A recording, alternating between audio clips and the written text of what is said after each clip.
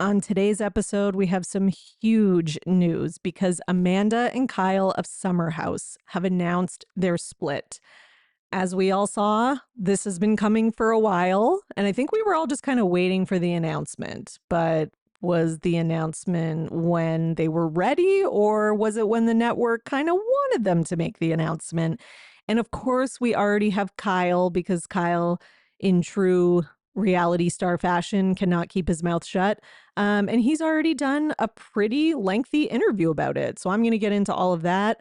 Plus, Giselle and Quad kind of getting into it on Watch What Happens Live, some Salt Lake City news, some Beverly Hills news, and much more. So enjoy today's episode. Welcome to the Bravo Papers, a safe space for all us Bravo fans who love to analyze, deconstruct, and talk about our favorite Bravo shows ad nauseum. So join me, Bravo and Botox, and we'll catch up on all the Bravo news and read way too much into our favorite shows and Bravo celebrities.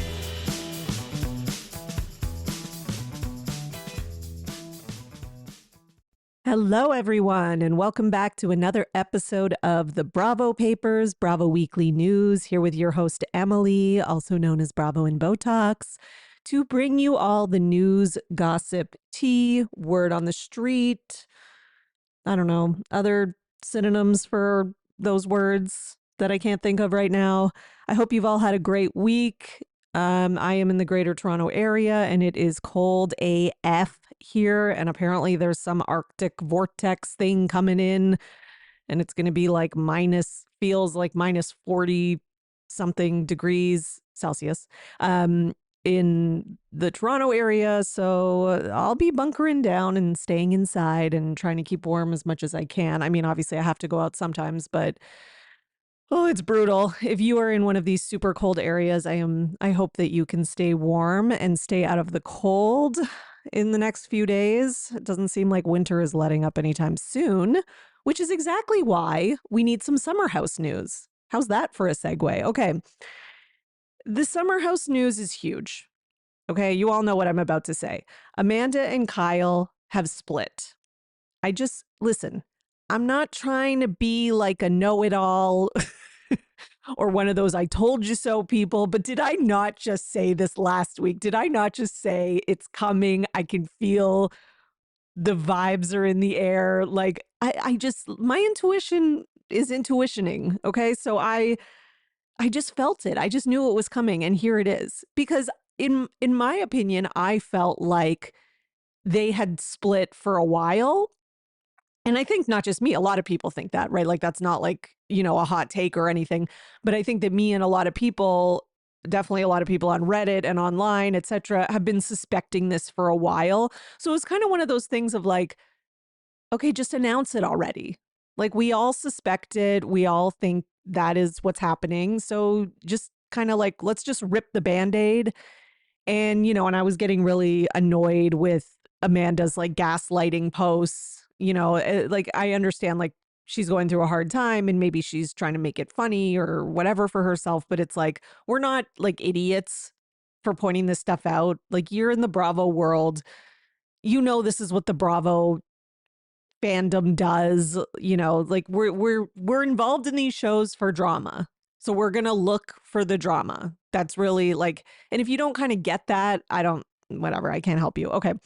So let's read their shared announcement. So they both posted this to their Instagram story and it says, after much reflection, we have mutually and amicably decided to part ways as a couple. We share this with a heavy heart and kindly ask for your grace and support while we focus on our personal growth and healing. It feels ironic to ask for privacy during this time since we've always tried to be open and honest about our relationship. But your kindness and respect will go a long way as we try to navigate our next chapter. Amanda and Kyle. Okay. I mean, I think that's a good statement. I think it's reasonable. It does seem like the type of statement they probably did together with their publicists, etc. It's sad. Like at the end of the day, as much as I've always rooted for Amanda to leave Kyle because I think he has acted inappropriately at the very least and cheated at the very most multiple times. And also just it's not even just the cheating, like it's just the blatant disrespect of like Amanda's wants and needs, etc. And I like Kyle. Like despite all of that, I still like Kyle like as a TV character. And like he seems like a fun guy and all that kind of stuff, but that's exactly why he just shouldn't be in a marriage. He's just like he wants to live that life. And I think him, like many other people, and we always talk about this in the mindset of women usually, but it happens to men too. There is a certain like societal pressure of like by a certain age, you need to settle down, get married, have children, etc. And even though that life is right for many people, it's also not the right life for a lot of other people. So, but however, a lot of those kind of other people who it's not right for, and I don't mean other in like a bad way, I just mean a population of people, it's like, you know, they feel they have to do it anyways, right? It's very similar to like the pressure that I think like even Katie Maloney and and Amanda as women went through. Like you feel like you go through this phase in your 20s. Not all women do, but many women do, where you like feel like you have to get like I'm literally watching it on Southern Charm right now with Sally and Charlie. Like you feel like you must find someone, get married. It's time to start having babies. Da, da, da. And then a lot of times I think a lot of women and men, they think that's what they want because there is so much pressure from like often your community, your family, your parents, society, whatever. Maybe all your friends are doing it, so you feel like you should. And then you do it and then you stop and you realize, you know, do I really want this? You know, and I think for a lot of women after the wedding is over, I hate to say it, but like after the wedding is over and things have settled down a bit and a few years have gone by, they kind of realize that. I think for a lot of men, they kind of maybe know in the back of their heads, but they go through with it anyways because they feel like they should. And I think that's probably Kyle. Like he was like, well, I'm like 40, whatever, because Kyle's always been like the older one, quote unquote. And I do think Amanda does want marriage and kids and all that stuff like authentically, but I think she wanted it on a certain timeline at a certain time and wasn't willing to kind of like put that timeline aside. Um, you know, so she kind of did maybe settle for somebody who against her best judgment, right, was just not the person who was going to fulfill those needs and that role for her. Cuz I mean all the writing was on the wall when it came to Kyle, like right down to like him cheating before they got engaged. Like there was no signs that said Kyle Cook is going to calm down and come home at 9 o'clock and get into bed and read a book. And like, there was just no, it was just no signs of that, you know? Like, it's just like he was pushing further and further away. Right. And we all saw that with like the DJ thing. Like he was just wanting to get out. Like he wants to be out. He wants to be out all the time. Amanda doesn't want that. And that's okay. And I don't, and a lot of people criticize Kyle, you know, for like, oh, mature, like get mature, da da da. But like, maybe that's just not like, I think it's okay for men who are older as well to not want to settle down and to just want to like live that kind of perpetual bachelor lifestyle. The issue comes in is when they drag a woman into it under false pretenses and start, you know, lying to her, making her feel like that is what they want when they don't really want it. And then they're going out cheating and partying. So that's why Kyle deserves, you know, a lot of the backlash that he's gotten. But the point of this rant is that, or speech, whatever you want to call it, is that Kyle and Amanda, I think, are both better off on their own. You know, it's not like, I don't think either of them are quote unquote like bad people. I don't think either of them, even with like, I think they were tied because of the business and the show and stuff, but I don't think either of them like got into the relationship for reality fame or publicity or anything like that because their relationship was already kind of a thing. like before Summer House even started. Like Amanda was like a long-standing like quote unquote booty call for Kyle, sorry to say, but that turned into something else. And it's like that is what happens sometimes is like, you do care about each other and you start dating and then you're at around the age where you're looking for something bigger, but then it's not with the right person. And people have this kind of like theory of like, well, I've invested all this time and et cetera, so I can't, go back on it now. But it's actually better to just go back on it. I think that's kind of a lesson here as well. So wishing Amanda all the best in her singlehood. I think she will find someone, maybe not right away, but and right away would be bad, but she will find someone at some point who wants to who's like a homebody, who doesn't want to go out and party all the time, who's not like she will find that man. And I think she will realize kind of like she probably learned a lot about herself from this relationship and what she wants. And I think Kyle too. I think Kyle probably has a big weight off his back because now he can just be Kyle without worrying about like Dumois blinds about him cheating left, right, and center. So there's that as well. So speaking of that, Kyle has spoken out on the breakup. Amanda hasn't, but Kyle has. So Kyle did an interview on the streets of New York City with Adam Glynn, and this was like one of those like, TikTok street interviews, but he actually gave a lot of information, which I'm not surprised because again, this is why Kyle was like a good reality star / is, and this is why Lindsay is a good reality star because the two of them will like they'll give you a lot and they'll be pretty honest about it.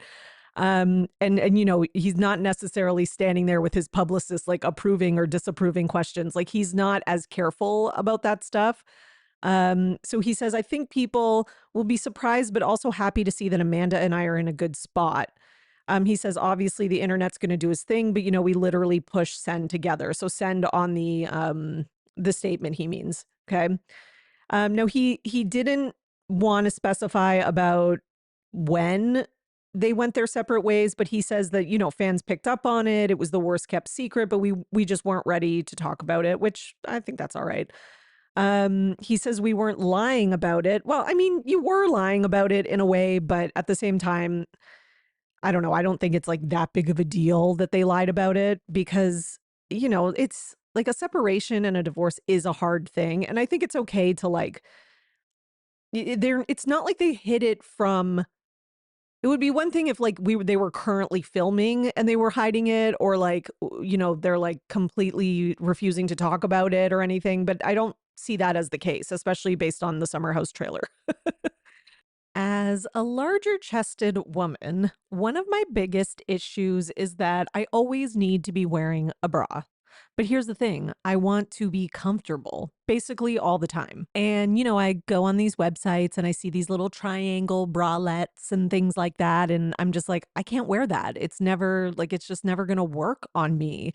And this is where Skims has come in and kind of saved the day, to be honest, because now with their Fits Everybody Scoop bralette, I am able to wear a bralette and it looks good. It doesn't give the dreaded like uniboob. It doesn't give the dreaded look of like it's all just meshed together and, you have no form and no shape there. It actually has support, but it's also comfortable and it looks really good. Like you don't lose your shape. And for me, that's important. And I want to look good in it. And I want to be able to nap in it. And I also want to be able to go to the grocery store and do all that stuff. So shop my favorite bras and underwear at skims.com. After you place your order, be sure to let them know we sent you. Select podcast in the survey and be sure to select our show in the drop-down menu that follows. And if you're looking for the perfect gift for your Valentine or for yourself, the Skims Valentine shop is now open. The new year is here, and Wayfair has everything you need to refresh, organize, and elevate your space for 2026. Personally, I need to do some major organizing and storage, especially after the holidays. We accumulate a lot after Christmas, especially the gifts and toys my daughter gets. So I'm definitely using Wayfair to help me find storage space for all that stuff. Wayfair has a huge selection of home decor items, as many people know, but I was surprised at how much organizational and storage stuff they have. I got these really great collapsible storage bins in a linen fabric. They look very chic and modern, but they're also really functional. And they had so many different colors and size options. Like anyone could find one that would suit their home. And after all the money I spent over the holidays, it was really nice that I could easily search within my price range and budget using their price filter. So get organized, refreshed, and back on track this new year for way less. Head to wayfair.com right now to shop all things home. That's WAYFAIR.com. Wayfair. Every style, every home. Um, so he says we weren't lying about it. We didn't split. We didn't separate. We were trying to figure out the best way to give our relationship another shot. And ultimately, we decided we don't want to give each other false hope. We don't want to give our friends and family false hope. We don't want to give fans false hope. There's no playbook. We were very much on the same page where we knew we needed to create some space. This is not some big surprise. He says, so he was saying how they live in different buildings and how they had moved into different buildings like a little while ago. So it was like, again, the worst kept secret, quote unquote. But he was saying, fans figured that out. And yeah, I guess what he says, because I watched the full video of this, I'm just reading some quotes, but he does say that like basically they separated living spaces, kind of thinking that maybe living separately and just having like a break would be, I don't know, maybe a way to save the relationship or whatever, but obviously that didn't work out. So yeah, they are now officially separated. And he says, this isn't like a big breakup where there's a smoking gun and there's a lot of hate. We've got each other's backs. Now, I would like to believe that because they have been together for such a long time. And I can believe that there's not a big smoking gun. Like, I mean, it does kind of feel like the sleeping over at a fan's could be a smoking gun. But here's the thing. And I mean, this doesn't make it any better, but it does kind of feel like there were cheating allegations and questionable behavior on Kyle's part for kind of the whole relationship, especially the last few years. So it sort of feels like, yeah, I guess there isn't a smoking gun. But it's not much better that it's just kind of like Amanda got sick of being lied to and cheated on. So she finally pulled the plug, which, let's be honest, that is kind of like, I think Amanda, it sounds like there was some mutualness to this breakup. I don't know if that's a word, but I do feel Amanda was probably more of the initiator in it. Now, that being said, I don't necessarily think there's going to be like some big huge drama or something like like Scandival or something like that. I just don't think this is that situation. I think it's kind of somewhere, and I think it's probably even less dramatic than Paige and Craig. Like when Paige and Craig announced it, and it was really just Paige who announced it, I knew it was going to be messy because we were only hearing from one of them initially. And Paige left it so short and kind of open to, not like open to interpretation, but she just left it short and vague. And that, like the fact that Amanda and Kyle posted their statement together, that is a little different. The fact that like, it seems like they're still willing to like film together because he does say that. He says they'll still be on Watch What Happens Live together. He says they'll be doing press together. He would still film Summer House or whatever other show with her. So he's like, that's all, you're going to see all of that. So yeah. And now that being said, we haven't heard from Amanda. Maybe Amanda's pissed. Maybe Amanda's like, shut up, Kyle. Like he's out there trying to make us out like it's so amicable and everything's great, but I'm pissed, which could be true. I don't know, but I'm not getting that feeling from them based on like this statement and everything. Okay. So was there anything else he said? Yeah, I think that was pretty much the kind of gist of it. Now, some people are sort of talking about how like there was kind of a foreshadowing comment on Amanda's social media just days before they announced the split. Because, everybody was doing that like 2016 thing where people were posting stuff from 2016. And then Kyle wrote in his comments, I guess I was never in your camera roll. So it seems like he was taking a dig because she shared like a carousel of photos. Um, but Kyle was notably not present in any of the shots. So yeah.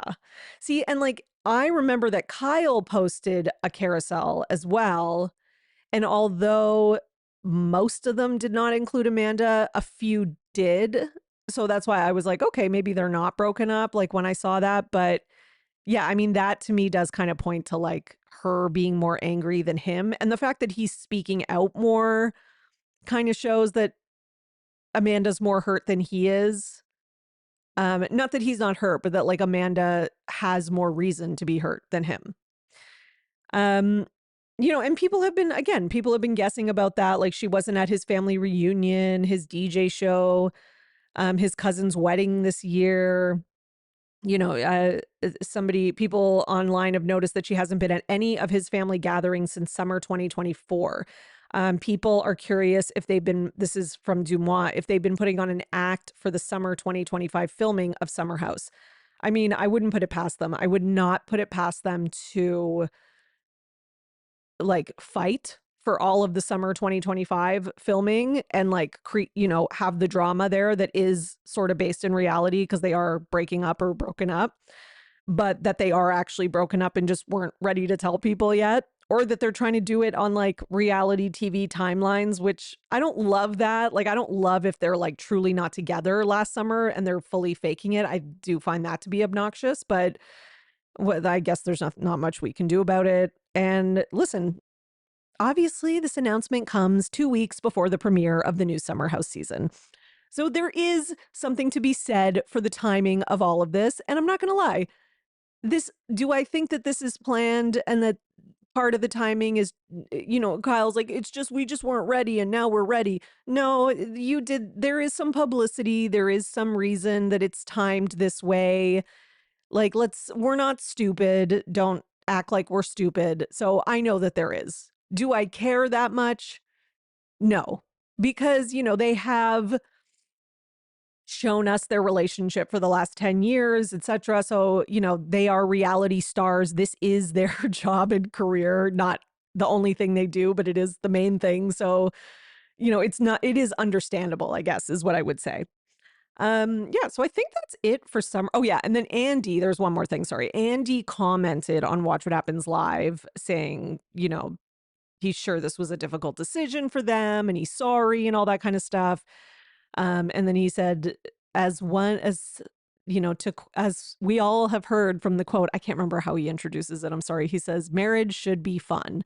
And then Kyle commented, he's so annoying. Like he's so unserious about this. He shouldn't be, but like he comments with just like a crying face emoji and a heart. And I'm like, Kyle, come on. Like this is your divorce. I don't know. There's just like it's not like there's anything wrong with his emoji choices, but it feels weird. It feels weird for him to put that emoji comment. I don't even know why. It just feels weird to me. Okay.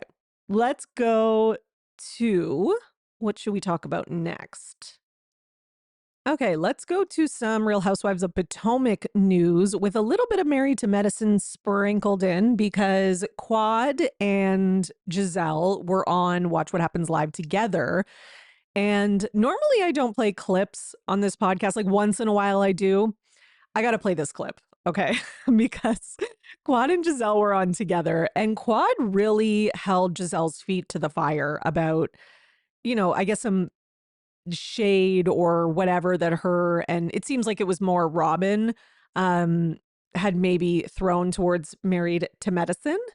And yeah, she tells her how it is. Okay, so here's the clip.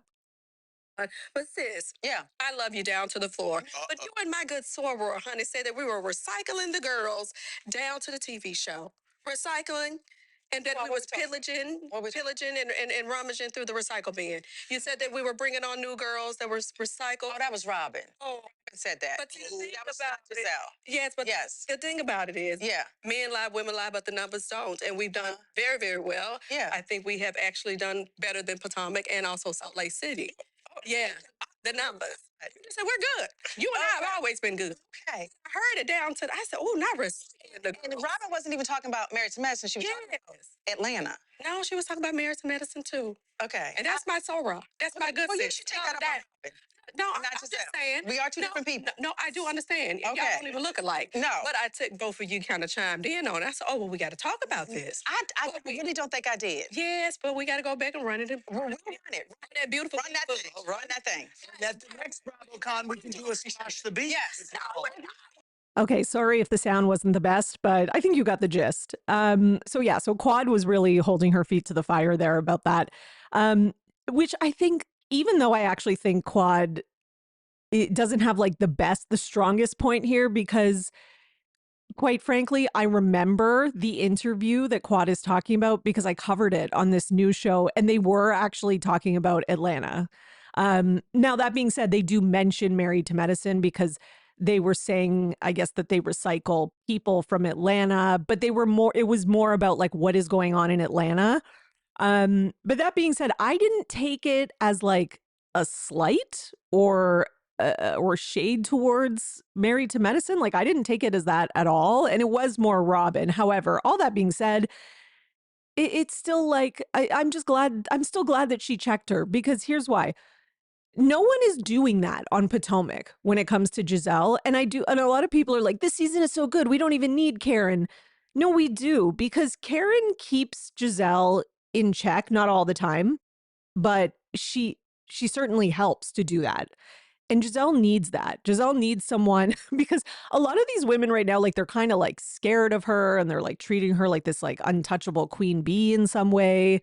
So it's kind of like, yeah, like, we do need people to like take Giselle down a notch. And I was happy to see Quad do that. I think we need Karen back to do that. Although I'm worried, because I feel like Karen's tail might be between her legs for a bit because, of everything that's happened. But yeah, anyways, good on Quad. I enjoyed that. And it was very entertaining to watch. I don't know. Maybe it's going to be time to bring Robin back soon, but nah, I guess not, because then Giselle has even more power, because then she has her like green-eyed bandit sidekick and whatnot. Okay, we have more though from Giselle on Watch What Happens Live. Okay, now I lost my place. Okay, so Andy also asked Giselle, she asked basically, would you have kind of like been interested in Mauricio, or kind of like talk to him more and stuff if Ashley wasn't there? And she says, no, it would have been Stacy, if anything. And everyone's like, oh. And Andy's like, yeah, well, but Stacy's with Timo. And then Giselle's like, allegedly. And everyone's like, ooh. And then, okay, but then he does ask about, do you think Stacy is with, basically Giselle says Stacy would have wanted to have a moment with Mauricio, like on camera. I mean, I don't know. Maybe that's true. Like, Stacy does. Here's the thing though, Stacy doesn't like try super hard to have moments. And I think that's what really bothers Giselle and Ashley, is she has a lot of moments, but I think they come quite naturally, and they're usually in response to others coming for her. So it's kind of like, if you're mad that Stacy's having a lot of moments, one-liners, iconic, whatever, it's kind of your own fault. Like, the more you guys keep pushing her and coming towards her, the more we, the audience, are going to love her, and the more moments you are handing her on a platter. Just saying. Okay, so then Andy asks a follow-up question, does she believe Stacy's with Timo? And Giselle says yes. Okay, so like, what are we talking about? Okay. And then she says, yes, I believe she's with him, but that she's not happy, and that they're doing it for their daughter. And then she says, because Stacy is out in the streets. Okay. So Giselle keeps going on about like Stacy, like there's always this allegation that Stacy is out in the streets, flirting, dating, whatever. I mean, I don't know. I'm just kind of like, if she's with Timo for her daughter, and they have this kind of maybe back and forth, I don't know, like in it, not in it type of relationship, then I guess to me, it just kind of makes sense that there would be times where, there might be things like Stacey was seen on a date with Chris Samuels because like clearly they have separated. I don't know. We all know that couple that like breaks up, gets back together, gets in a fight, and then they're like, we're done. And then they go out to the bar with their friends. Then the next day they're like, I'm sorry, honey. Like maybe that's just the type of couple that Stacey and Timo are. And I'm not saying that's like a healthy relationship or anything, but again, that's not Giselle's business. And like, who is she to judge people's relationship dynamics, etc., when we all know what was going on in her marriage? So I'm just kind of like, like nobody cares about what you're saying here. Okay. Giselle also says she doesn't need to apologize for how harsh she was with Angel this season. Well, she doesn't admit to being harsh, but people are just like, the person who asked the question is like, did you not watch this season back? Like, you can't say you did nothing to Angel. And she's like, can you apologize for the part that you played? And Giselle is like, well, I don't have to apologize because Angel put me up in a accommodation with no running water. So at the end, so I'm right. So I guess she feels like she's got the, like, I've got the winning hand because at the end of the day, I had no running water. Here's the annoying thing is she is kind of right. Like, she was like, I think the way that she spoke to Angel on the plane was a little uncalled for. And did I feel bad for Angel in the moment? In that specific moment, yes, because they're on the plane. Angel is trying to apologize and own the situation. However, all that being said, I can kind of see how the other girls could be like, well, now that we're on the plane and there's cameras up, now you're all apologetic. But last night when filming was down, nobody was checking on us and you didn't seem to give a shit, right? So yeah, I can kind of see that. And I also just think that like, this is such a rookie mistake. And it's also sort of like, I don't know, I'd be pissed too. Like if you're on a TV show, you're filming, think about how you want to absolutely look your best when you go on a date, when you go to someone's wedding and there's going to be pictures taken. Think about being on television and knowing millions of people are going to see you and you can't shower. And you can't maybe put your makeup on properly because like for me to put my makeup on, like I need to like wet my my beauty blender and I need to make sure my face is damp first before I can put on primer. Like there's all these little things, like we really take it for granted when we have running water. You need running water. Like it is the most basic. Like if you take a poop and you can't flush and you're in a shared house with people, that's an issue. And not just, this is like kind of the most basic thing next to a roof over their heads and heat. Or air conditioning, whatever. I know air conditioning is technically a luxury, but depending on the weather, of course. But yeah, I'm just saying like it is pretty crazy to not have running water. So I do kind of think Angel did need to kind of be told when it came to that. However, that being said, once she's like super apologetic, like I could let up a bit. But again, that's in real life. This is Real Housewives. Okay. Like these like, this is like when there's blood in the water and the sharks come, like you're giving them a gift because they need to create drama for a good season. And you are giving them such an easy out. Like, yeah, it's just, it's not looking good for Angel because I've seen some clips for Sunday's episode and oh my God, guys, it gets worse. And it's like, it's Angel's fault again. So let me just say that. Okay. So there's only so many excuses and there's only so much she can blame production because that's not going to fly with Andy at the reunion. Let's just be honest. I don't know about you guys, but lately I'm finding it really difficult to find high quality clothing at a reasonable price point. And what drives me crazy is the amount of companies using polyester blends and then charging outrageous prices for them. And I just can't anymore. That's why I've started shopping at Quince. Quince has all the staples covered, from Mongolian cashmere sweaters to 100% silk for easy dressing up to perfectly cut denim. Their wardrobe essentials are crafted to last season after season. And like everything from Quince, each piece is made with premium materials in ethical factories and priced way below other luxury brands. I can't tell you how much I am loving the 100% yak wool crewneck sweater I got. It's so unbelievably soft, and you can see and feel the quality. It's something I'll wear forever, and it'll last forever. I already wear it all the time. It's holding up so well, no pilling, and it returns to its original shape and fit after hand washing. So refresh your wardrobe with Quince. Don't wait. Go to quince.com/Bravo Papers for free shipping on your order and 365-day returns. Now available in Canada, too. That's QUINCE.com/Bravo Papers to get free shipping and 365-day returns. Quince.com/Bravo Papers. Okay, in other Potomac news, what else do we have? Yes. So this is just a little quick thing. On February 1st, that is when we're going to get the Andy Karen one-on-one sit down. Okay. So look forward to that.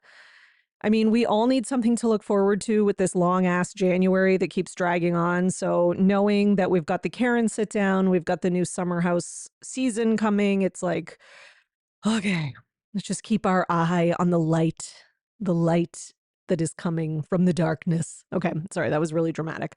Okay, what should we talk about next? Let's talk about some Southern Charm news, because Charlie made her first Watch What Happens Live appearance. And I think she did pretty well on her first Watch What Happens Live appearance. I'm enjoying Charlie on the show overall. I mean, is she like the most dynamic reality star? No, but she seems nice, and she seems not self-assured, which kind of is endearing. It's like she's so beautiful, but you can tell she's very like insecure in a lot of ways, which is clearly coming from the mother, as we all can see. But yeah, so I think that is endearing.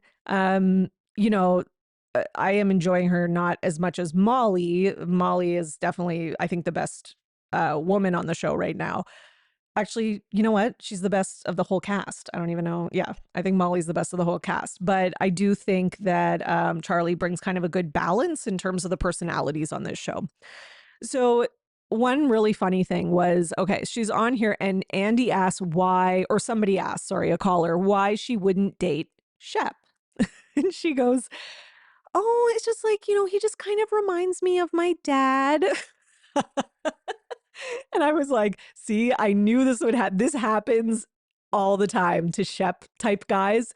They reach like this, like, and I talked about this on one of the other news episodes, or maybe it was on the Patreon when I was recapping Southern Charm, but they get to this point where they reach this like plateau. And even though you have like money or whatever and fame from the show, the younger women start to see you as like, they see you as a dad.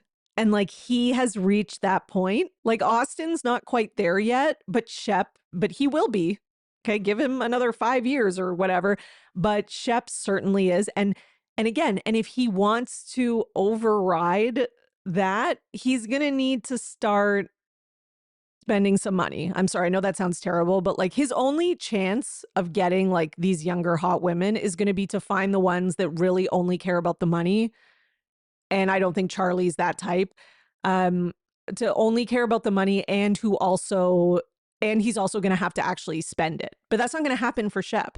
Shep is not like, you see these older guys who get young hot women and they're willing to like, buy them clothes and give them like a lifestyle, like kind of like Bronwyn and what's his name, Todd. But Shep's not going to do that because he's so cheap. He's just never going to do that. And I know he has family money and his trust and all that, but like, he's never going to work. So like, he knows like, this is my money. I you know, so I just think that he's just going to be the old loser who's creeping everybody out. Like that's Shep's future.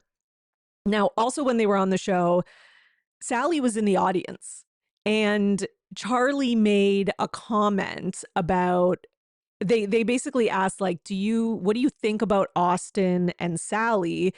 And basically she says that she thinks they are the exact same person and that they're meant to be. And it's funny because Sally's in the audience and she's not like, no, like she's just sitting there with the biggest grin on her face. Her face is turning all red, like just pure like schoolgirl, you know, giggly, whatever. So I was kind of like, okay, is this like a thing? Could I see it being a thing? Yes. Do I think that Austin will do the same thing to Sally that he is doing to Audrey or Aubrey, whatever her name is, and every other girl that he's been with? Yeah, I do. 100%. This is not your husband, Sally. Okay? Like, Sally, you said you're intentional. Sally is doing the opposite of everything she says. I'm intentional. I'm looking for a husband. Any intentional looking for a husband woman is not dating one of the Southern Charm men. Period. End of story. Like, I'm sorry. Like, can we just be real here? Anyways, okay. And then they also ask about the whole like calling dibs thing. And, you know, Charlie's like, well, you know, she did kind of say, because in the question, they're like, well, when Sally was on Watch What Happens Live, she tried to say that there was no romantic spark with her and Craig from the beginning. Right. So what do you think about her like calling dibs on him? And Charlie's like, well, I think I just kind of like her, you know, she said she had a crush on him, but then she also said she had a crush on Austin, like in the next sentence. So I just kind of heard what I wanted to hear, etc. No, you heard. Like, I'm not trying to like come down on her or anything because I don't think her going on a date with Craig is wrong. I think she had every right to, but I also think that like you knew Sally was into him, but I think you also knew on some level, well, probably on a conscious one, I think you also knew that Craig was not interested in Sally. So you were like, why am I not going on a date with him when I know this is going nowhere? And I know that deep down you like Austin even more. He just has a girlfriend. Like, I can kind of see Charlie's perspective of like, you can't like put a stop sign in front of Craig at this point, you know? Okay.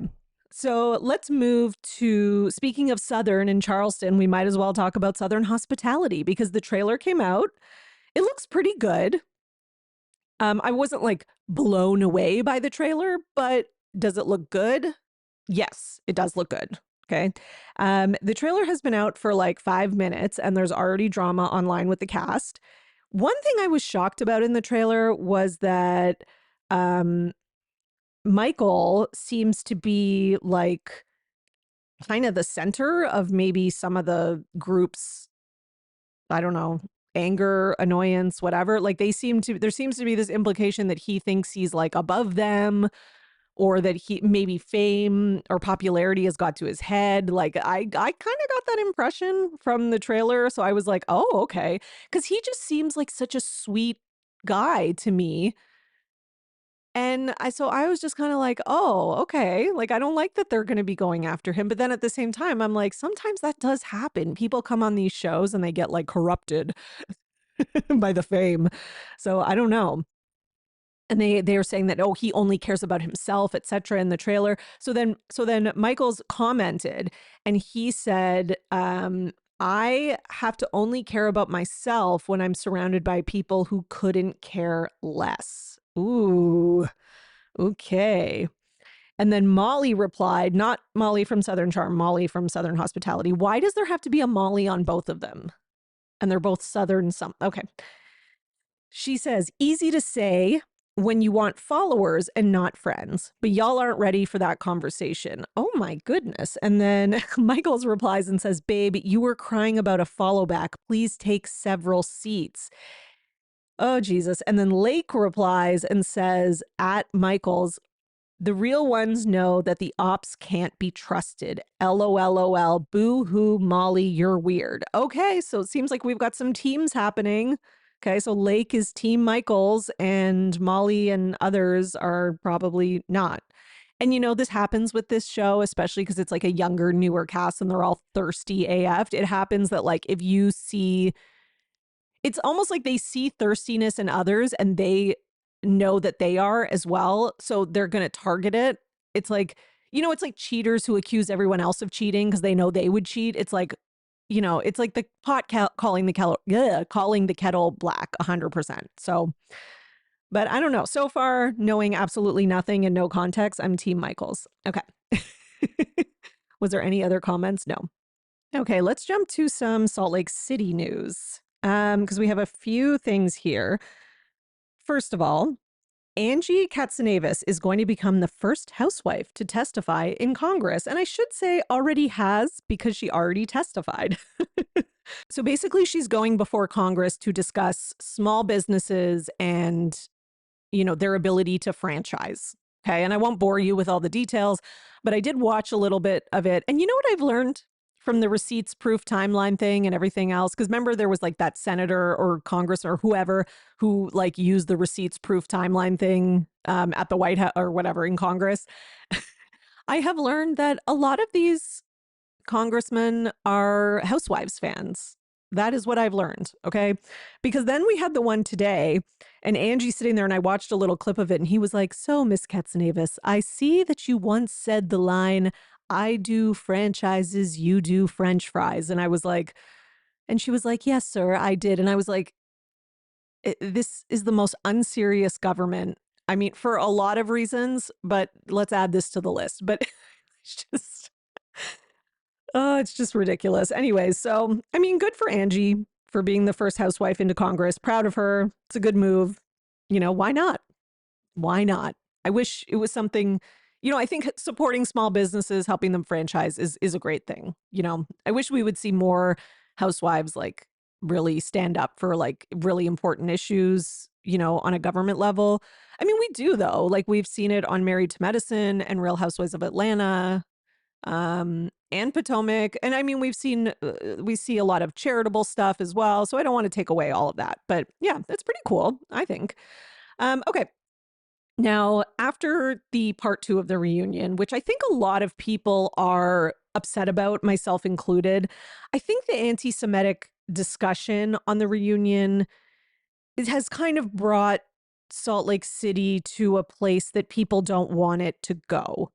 Whether Meredith and Brittany, like whoever's side you're on or whoever you think was wrong or right or whatever, I think that for the most part, people love Salt Lake City because the last few seasons have been more like, especially since Jen Shaw left, they have been more like unserious and more like fighting over, who has a Finsta account and, who's talking about a TikTok rumor, like stuff like that. Like it's not this super heavy, you know what I mean? And I think we kind of like it that way.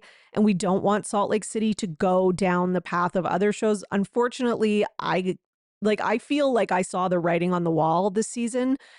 And here's what I think. I think that, and I'm not trying to like take away Meredith's role in this, because I think she brought this up. And I think a few things can be true at the same time.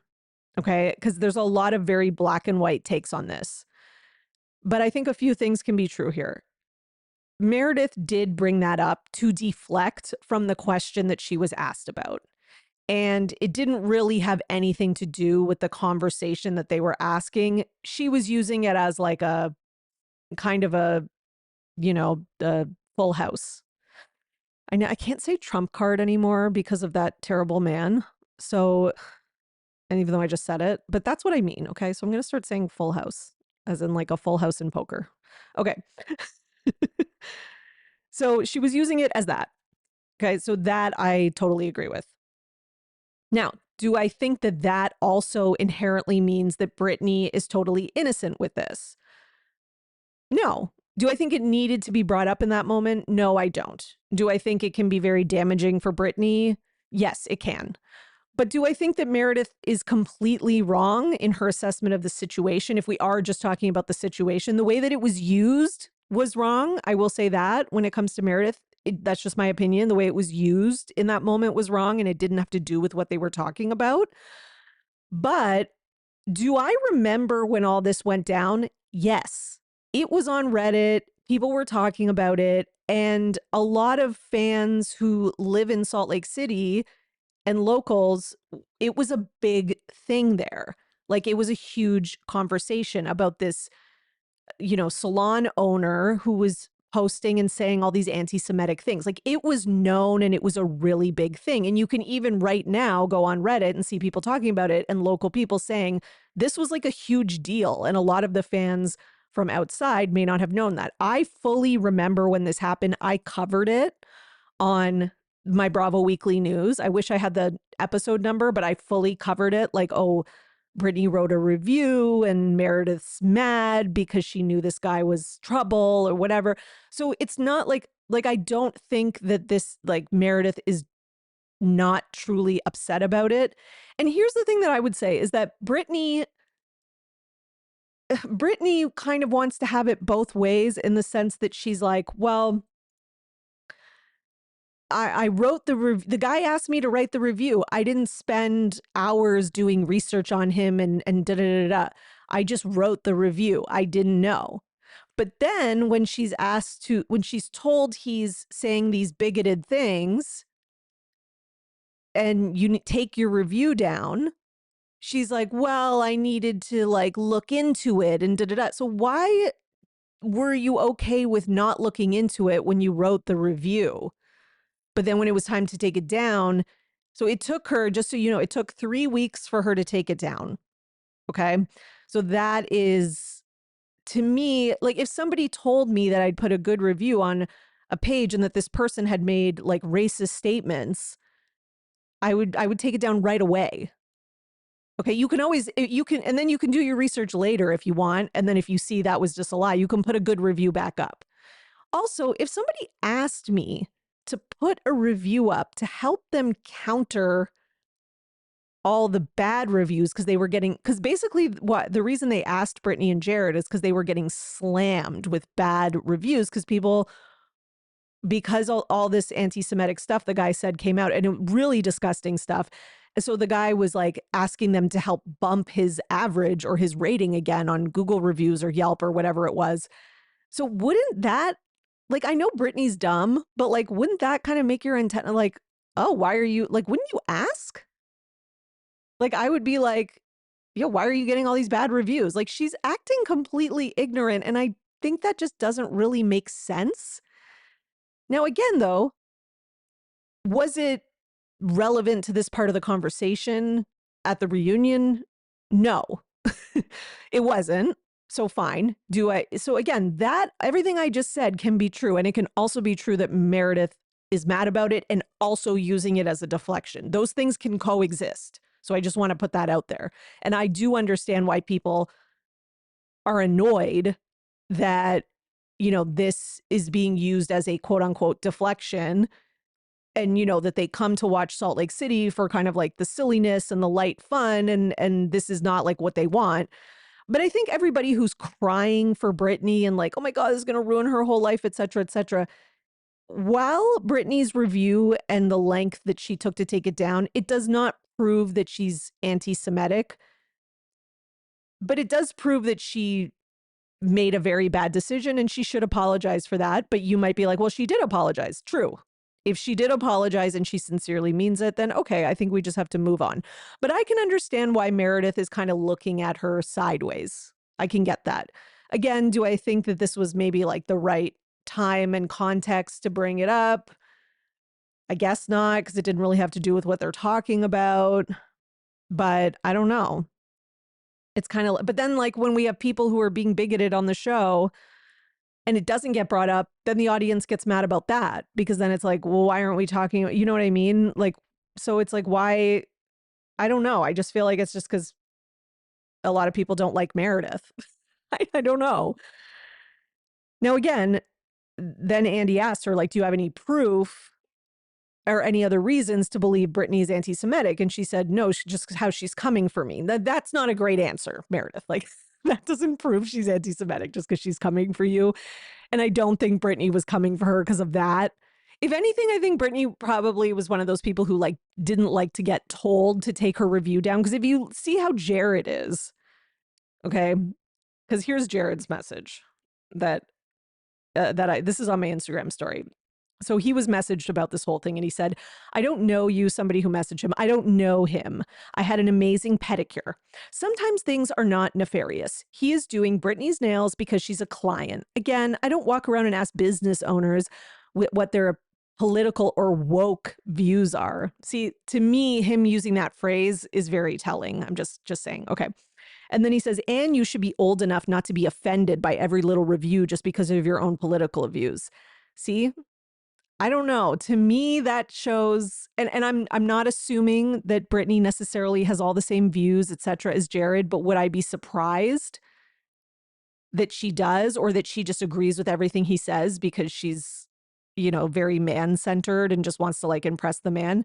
Yes. And would I be surprised if Jared was like, don't take your review down because this woke mob is trying to tell you what to do. And that's why it took her 3 weeks. And then she ultimately did it because she knows it's bad publicity and it might get brought up on the Real Housewives of Salt Lake City and she wants to stay on the show. Yes. Yes, yes, yes. Don't even try to convince me. Like Jared Osman, he doesn't give a shit. Okay. And he's just like, this is just the liberal snowflakes. Like, trust me, that is what is this going through this man's head. I simply went in for a pedicure. So hopefully you can calm down a little. Not everything is meant to be a political statement, but it's not politics. And as the person who responds says, it's straight up bigotry and anti-Semitism. Exactly. It's not political. Like, I'm sorry, it's not. This is just like anti-Semitism. There's a difference. Anyways, and this guy said like disgusting things. Okay. Like there are screenshots of like some of his, like he said to somebody who like complained about something. I can't remember. That was just my emotion and expression upon learning of your Jewness. Like, I mean, come on. Like this guy is like, and his reviews are like, it's just a gong show. So I'm not of the camp of like, Meredith is completely in the wrong for this.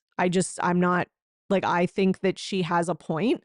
And I think people trying to make Jared and Brittany out to be like these innocent, we didn't know anything. We're completely ignorant. We had no idea. Like just based on this DM from Jared, I think that's proven wrong. And do I think that Brittany was just kind of like, do I think it necessarily all this means Brittany's anti-Semitic? No. I think Brittany could just be a dummy who's like, well, Jared told me not to because of the woke mob, so I left it up. Like that's also totally possible. Right? And again, I can understand why people are annoyed at Meredith for bringing it up when it wasn't relevant to the conversation. I think that's completely valid. And I think that's it on that topic. Okay. So, and I know that's a very heated, controversial thing, to be honest. Like I was just watching people argue about this online incessantly. And it seems like the audience is very split on it. So, that's why I kind of wanted to come on here just to be like, there is sort of a middle ground in that like more than one person made a mistake here and did something wrong. Like it doesn't have to be like Meredith's the victim or Brittany's the victim. I think they both made some mistakes in this situation. And I think it's okay to acknowledge that.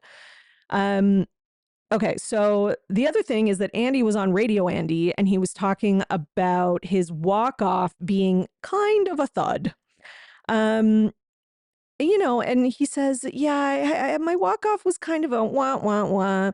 And his co-host is like, yeah, you have to like stick with it. You have to like fully walk off. You have to like go to the coffee room or whatever.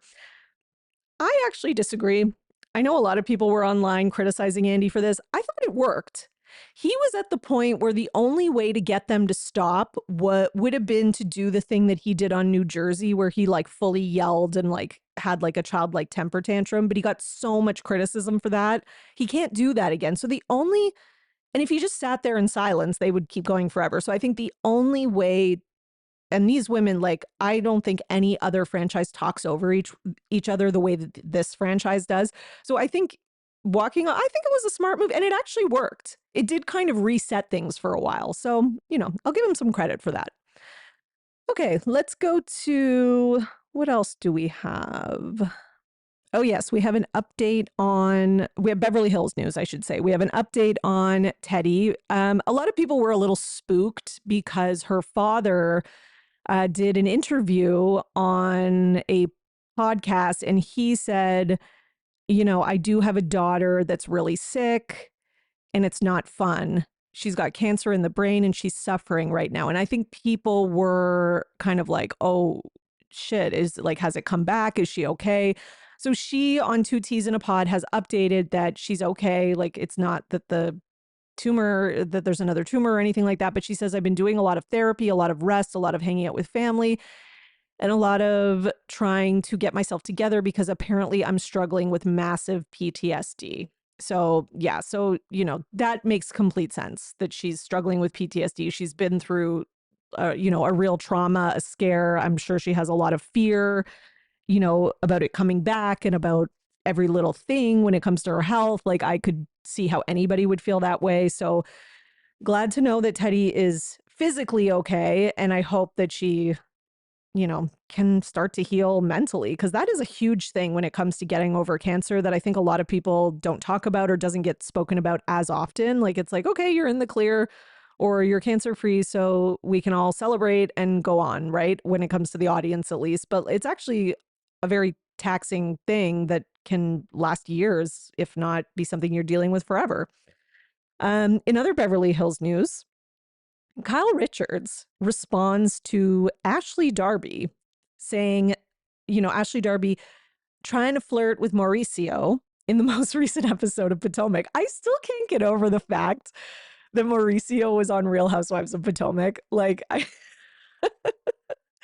and it's so funny because I remember that story out of BravoCon where everyone was mad at Kyle Richards for not knowing who Stacey was. And now I'm like, maybe you should have known who Stacey was because she was flirting with Mauricio as well. And she's gorge. But anyways, so Ashley was flirting with him. Not that anything happened, but I'm just saying. So she was asked, how did you feel about that? And basically says Ashley Darby is embarrassing for flirting with Mauricio. Okay, here we go.